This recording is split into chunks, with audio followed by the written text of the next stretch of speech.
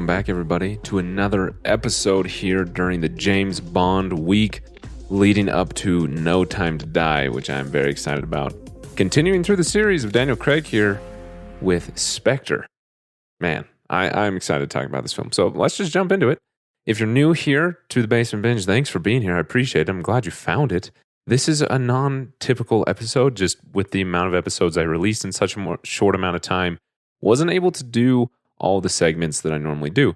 If you're returning, thanks also for being here. Let's jump in with 2 cents. So 2 cents is a spoiler-free reaction, thoughts about the film, completely spoiler-free.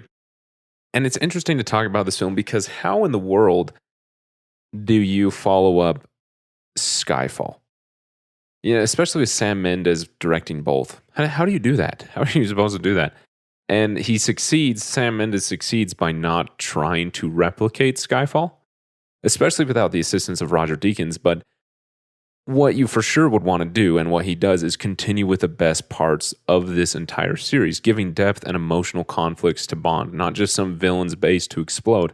I mean, those things are there too, but you also get Bond continuing to get more and more out of this hole he was in at the start of Skyfall, and the progress of how he got there, and then how he gets out, and this continuing that. I mean, last episode I really praised the film Skyfall for how it was a story of James coming back from all that loss, and we see that even more here. Not so much the loss, but him coming back more and being better because of it. He's no longer just a skilled man paid for violence, but someone who actually cares about right and wrong to a higher extent than he did before, and also cares for individuals. And the struggle of the film is him trying to do that while also being a 00 agent, and the complexity there. Sam Smith's opening song, Writings on the Wall, describes the film perfectly, not in lyric, but in performance. I made a bold claim last episode that Adele had the best song with Skyfall, but that was before I saw Spectre and No Time to Die, and now there's some serious competition in both of those films. But particularly here with Spectre and Sam Smith's songs, it doesn't portray the film in lyrics. It definitely does. I mean, that's the whole point. But the emotion of it. So the film did deliver in the hope that I had of continuing that story of Bond. Now, outside of that, the film really surprised me. The film opens with this fantastic oneer following Bond through the streets and into hotels during the Day of the Dead with people in costume and tons of extras. Just incredibly impressive cinematography, which I was enjoying, but I also immediately noticed the lack of Roger Deakins with the use of lighting. Nonetheless, I love the camera work. It's impossible to compete with Roger Deakins. But other things here that I've praised, the action here is still smooth, still edited really well. But the action also feels so new. There's a freshness to it. We get car chases and fistfights. It feels a bit different than normal. We get back to the globetrotting that was kind of absent in Skyfall. And there's more of this film that feels more like a Bond film, where Skyfall I talked about was an anti-Bond film. This is really a Bond film in all the best ways. We get Christopher Waltz as a fantastic villain. Daniel Craig's run as James Bond has just had the best villains in completely different ways, just continually being a conflict for Bond in unique ways every single time. And now we finally get to the creepy, brainy, visionary, so to speak, type villain, even down to the white fluffy cat and interesting torture devices. Christoph Waltz plays Blofeld with perfection. His performance is terrifying. And I thought that Silva, I literally said the words in Skyfall, that Silva was the Bondiest Bond villain. And he was, but Blofeld really is. The lines, the motivation, the fear that he puts in me, it really a very Bondy villain. He does actually have a white fluffy cat that he pets, so that is there. But it also doesn't feel dated. The threat that the villain has is a very modern and very real threat, and allows this type of villain to be someone who could actually exist in the world. And then also the film really excels in the way that, because we are so far along in this series, we feel camaraderie between the other characters here, and James, M, Q, and Moneypenny all really feel like a team and like a unit who knows how to work together, despite their distaste for one another in certain ways. and they're great to enjoy on screen together. Beyond those things, it's hard to say more about the film without spoilers, but this is what I'll say. I'll kind of give my reaction to it if I just had to say it simply. I was surprised by how much I enjoyed it. By no means is it perfect. It's not trying to be Skyfall, and it can't be. But the way that it continues that story of Bond is what I've been enjoying about this series the most, and this film does it really well. While also having the other things that we expect in a Bond movie performed and created at a proficient level that it is just enjoyable to watch. You know, we could pick it apart and complain, but I wasn't really worried about that when I was watching it. I was enjoying it. So to get more into that, we've got to get into the spoilers. So let's just keep moving along here. Like I've mentioned, celebrating the 2-year anniversary of the Basement Binge. So leave those reviews on Podchaser. Follow me and share. Follow me in social media and share those accounts by sharing it or leaving reviews on Podchaser up until October 15th. You're entered into that giveaway I've been mentioning. So description for those links that you need. On to the next segment here. Pick your poison. This is the rating scale here at the Basement Binge, where I rate the film not with a percentage or star rating, but with how I would interact with the film after watching it. Would I never watch it again? Self-explanatory. Would I stream it? Meaning it's on a service I'm already paying for and I'm just looking for something to watch and it's there ready to watch. Above that is rent it in the right circumstance, be willing to pay a few dollars to watch it. And above that is to buy it, watch it as many times as you want. So the film I already own. I mentioned how I bought the Daniel Craig bundle specifically for the podcast and for Skyfall. But with Spectre, this genuinely would be a buy if I had just watched this. You know, if I had rented it or somehow picked it up in some other way for the podcast, I would buy it. I think it's a great follow-up to the emotional journey of Skyfall and fits perfectly with the entire growth that Bond has been on for this whole series. And for that reason, I really enjoy it. On top of that, the action is proficient. I would definitely watch this over Quantum of Solace. It's a film that I enjoyed watching. It wasn't like, oh, I just got to get through this for the story. I was enjoying the story and I was getting through it for the story, but I was also enjoying all the other parts about it. So I definitely am going to watch this film again. And it's not one of those like, oh my gosh, I got to buy that as soon as I can so I can watch it every year or something like that. It wouldn't be the top of my wish list, but it would be a film that I would want to own eventually because I know I will revisit it. But that's my poison, and I've picked it. So let's move on to the next segment here, lease and likes. These James Bond episodes are quick, and that's on purpose because these are a lot of episodes in a short amount of time. So least and likes, least favorite scene, favorite scene. Least favorite scene, why in the world does Blofeld's torture device do absolutely nothing to Bond? I don't remember, but he mentioned something about how it was going to mess up like his eyesight, mess up his ability to remember people, mess up his ability to like his equilibrium and to be able to walk and his orientation and those types of things. And then he breaks out of the thing and is like just fine. Continues to shoot down people. No problem. And so it was an intense torture scene that, oh my gosh, makes your stomach churn. But like, it didn't do anything. Yeah, I don't know. Just don't get it. So that's my least favorite scene. Let's move on to my favorite scene here. This was hard to pick my favorite. So I'm going to just describe a few and then go from there because that's the way it works. I'm in charge here.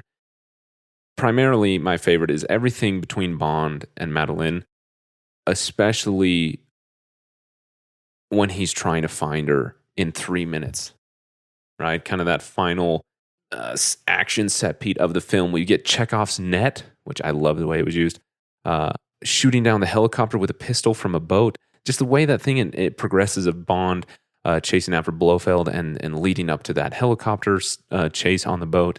I mean, that's silly to say that he found someone in 3 minutes, landed on a net, got on a boat, and then shot down a helicopter from the boat with a pistol. Like, if you say that out loud, why does that work? I don't know. It worked, and it worked well enough that I loved that scene. But also, there's other things that I want to mention, like the car chase in a plane on that snow mountain. That was just fantastic. Loved that. Just great Bond action. And then I love that Madeleine doesn't just immediately rush into Bond's arms. Like, she is not your typical Bond woman, and I really like it. But also the entire first half of the film is just fantastic. We get a great intro to a new villain who is 2 steps ahead and is scary. And then we get a fantastic car chase with someone who we really don't understand. What is this organization? And it's threatening. So we have this car chase, And then Bond gracefully parachutes after launching himself from a car, right? So he's in a car chase, launches the car into the river, but then ejects himself through the roof and then gracefully lands with a parachute with like the ultimate class saying good evening to some random bloke on the street. Like, what the heck? I loved that scene. And then we move on to get a really personal and caring Bond who has a personal interest in things while still being tough enough to beat up a security guard and then to point at the other one and say, stay, as he makes his escape. Like those Bond caring for an individual and keeping a promise to someone to protect his daughter is the same individual who points out a security guard and says, stay, and the security guard obeys him. And then it moves on to a fight with Dave Bautista, which is just brutal. There's absolutely no score to cover up the fight at all, and Bond just gets wrecked by him. That was a tense fight. Incredibly well done, especially because right as I was working on this episode, I'd seen a news article in my feed that mentioned in an interview how Daniel Craig had said he accidentally broke Dave Bautista's nose. So I was not expecting Bond to just get destroyed, but he was. Fantastic scene. So those are, I have another scene, but I'm going to save it for the next segment, Live Up. So it's hard to pick between those things because there's not really a moment like, oh my gosh, this scene is just fantastic. You know, this is the favorite. It's more like bits and pieces here and there that are kind of spread out through the film. It's like, oh yeah, that was really good. But I had to really think about it. Oh, is this my favorite? So I guess all of them combined are my favorite. I don't know. Let's move on to the next segment, Live Up here. So this is the last segment of these shorter James Bond episodes, but this is where I talk about my expectations for the film. I hadn't seen any of these films except Skyfall before.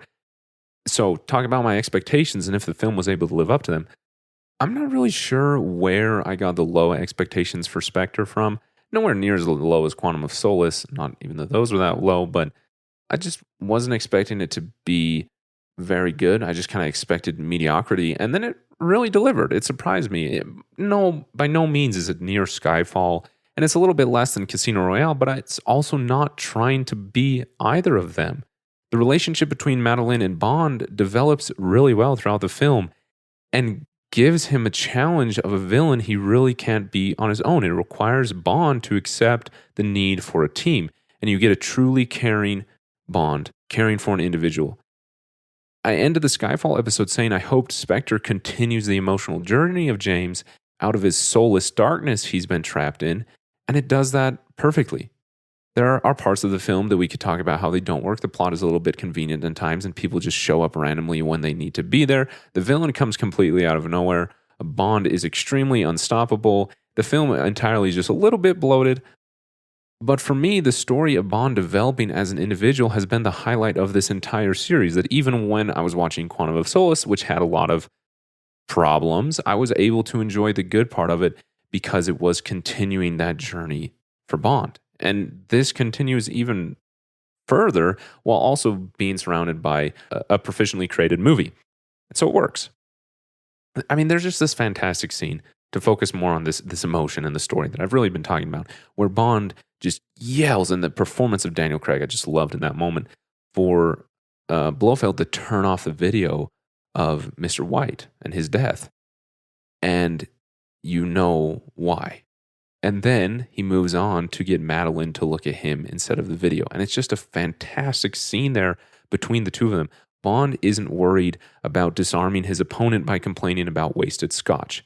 He is caring for someone he has learned to love. And that takes priority for him over, taking down Blofeld. And it's interesting to see Bond be this way. That's, you don't expect him to lash out in emotion that much. Normally you see him lash out in a punch or something and not so much an emotion. And I enjoyed it. Skyfall may have been the technical merits of Bond at its best as a genre, but this is Bond, the individual, at his best. And it really works in the film for me. Especially with Blofeld. He's such an antithesis to Bond. He is not a brawler. He hasn't really been hurt by others. He's the one doing the hurting. He hasn't really learned to care, but he also hasn't really learned to not care. He just is a man behind the screen controlling and manipulating people with his mind and his vision, as twisted as it is, and you don't really understand why it's twisted. Like, this is just a creepy dude. And he's unseen until he wants you to see him. And he's terrifying. I mean, the guy gets blown up by a watch, and then Bond blows up his entire facility. And then he looks Bond dead in the eye with a giant scar down his face and says to him, "I've really put you through it, haven't I?" And the way Christoph Waltz delivers it, way better than I just did. But the level of coldness in the individual to say that is terrifying, almost like he enjoys in this torture of others that you can't really understand. What is this guy all about? And while that is also a weak point of the film, it's also kind of a strength of the film that this guy doesn't make any sense, but he's terrifying. He's got a lot of power. It makes him an intense obstacle to overcome.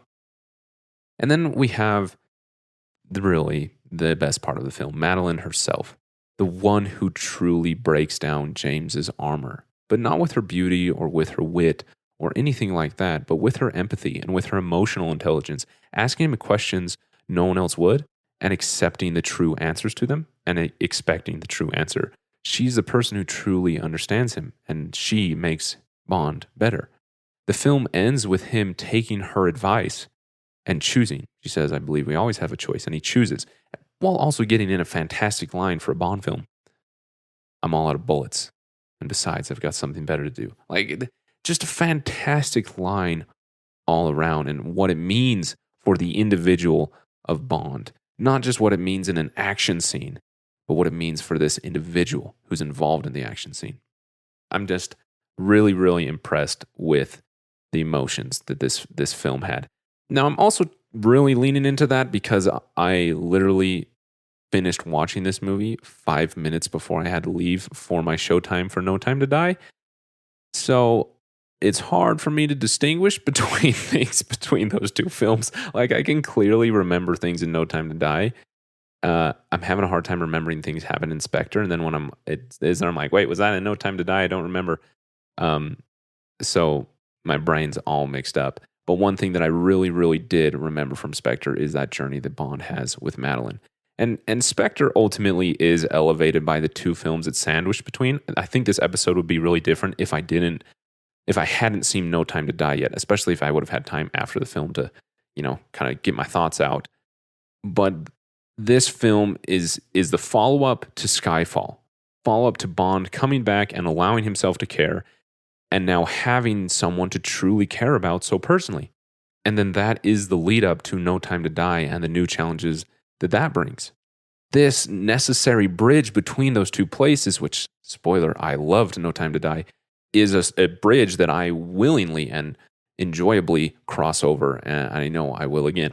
The story altogether of an orphan boy grown to be an assassin, breaking down his layers and learning what it really is all about, overcoming his demons and being better by it. But to get the whole story, you're going to need to watch No Time to Die, so go see that.